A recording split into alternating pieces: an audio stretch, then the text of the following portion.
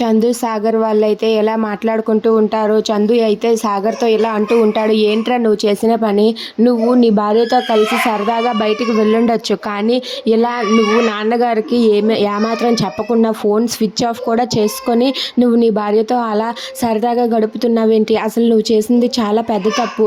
అయినా నర్మద అన్న మాటలకి శ్రీవల్లికి కోపం వచ్చిందంటే అందులో తప్పు లేదు అని చెప్పి అంటూ ఉంటాడు. అది వినగానే అక్కడ ఉన్న సాగర్ ఇలా అంటూ ఉంటాడు, రే అన్నయ్య ఏంట్రా నువ్వేనా మాట్లాడుతున్నది, ఎందుకురా నువ్వెలా మాట్లాడుతున్నావు, నువ్విలా మాట్లాడతావని అస్సలు అనుకోలేదు అని చెప్పి సాగర్ అంటూ ఉంటాడు. అది వినగానే చందు అయితే ఇలా అంటూ ఉంటాడు.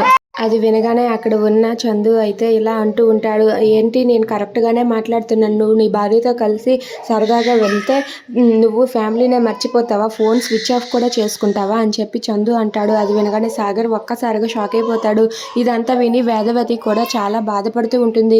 వాళ్ళిద్దరూ అలా గొడవలు పడటం చూసి వేదవతి కంగారు పడుతూ ఉంటుంది. ఇక అక్కడ ఉన్న సాగర్ ఇలా అంటూ ఉంటాడు, నాకు ఏదైనా ఇబ్బంది వచ్చినా నాన్నకి చెప్పుకోవాలని నాకు భయం వేస్తే నేను నీకే చెప్పుకునేవాడిని, అలాంటిది నువ్వే నాకు సపోర్ట్ చేయకుండా ఇలా మాట్లాడుతుంటే నేనేం చేయను అన్నయ్య, నువ్వు పూర్తిగా మారిపోయావన్నయ్య, నువ్వు ఇలా చేస్తావని నేను అస్సలు అనుకోలేదు, నువ్వెందుకు ఇలా మాట్లాడుతున్నావో కూడా నాకు అర్థం కావటం లేదు అని చెప్పి సాగర్ అంటూ ఉంటాడు. అది వినగానే చందు అయితే నేనేం మారిపోలేదు, నర్మద మాట్లాడిన మాటలేవి కరెక్ట్ కాదు, తన అక్క విషయంలో తను అలా మాట్లాడి ఉండకూడదు అని చెప్పి అంటాడు. Please subscribe.